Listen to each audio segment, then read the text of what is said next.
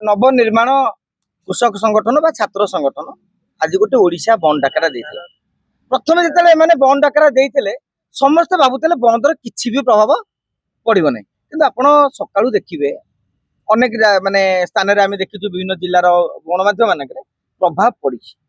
आपण दी प्रकार चिंता करि परते गाड़ी मोटर बंद हेइनी ता माने प्रभाव पड़िनी। जदि आमे से मानदंडर करिबा ताले बंद प्रभाव शून्य 9टा 10टा परे, किंतु तांकर जो तीनोटी प्रसंग चलता गोटे हूँ पीयूसी सर्टिफिकेट को नहीं जो इश्यू अवश्य हाईकोर्ट काली जो राज्य सरकार को झटका दे भावी से इश्यूर वस्तुत अवसान घटी जाइए। जोड़िए इश्यू गोटे हूँ धान मंडीर समस्या, चाषी मान समस्या, आ गोटे हूँ बिजुलीर समस्या।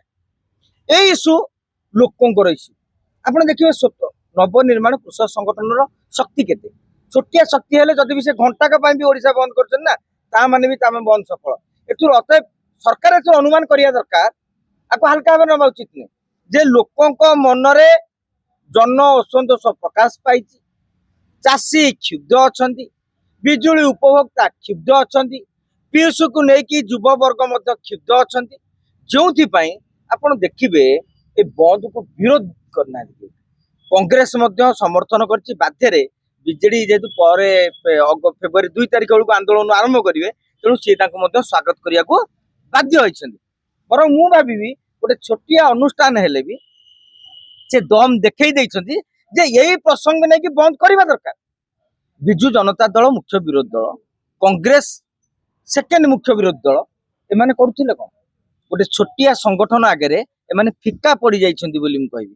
काहेकि ना ए आंदोलन आज नुह जेते बेले पीयूसी की पई लोके लाइन रहिले से ही दिन तू आंदोलन आप देखिए गणमाध्यम जरिया आम बारंबार कही जे पब्लिक यदि नताथिबे राजरास्तार गाड़ी थोईदे यदि न पलैबे ताले सरकार बुझिबेनी।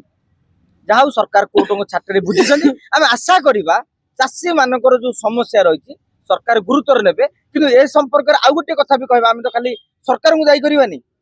अनेक जगह आज खबर पड़े पोखरी रे चाष होई, गाँ पड़िया रे चाष होई, आरआई ऑफिस भितर चाष होई, सत चाष नु मिछ चाष होई लोक देखी। तेणु आम एत सरकार खाली तो मंडी को लेकिन टार्गेट करदे हेनी, चाषी असंतोष हो कहीहबनी लोक मानू कहवा आटलिस्ट टे सतरे आम चलवा जहाँफल एभली असुविधा भविष्य में सृष्टि हे ना।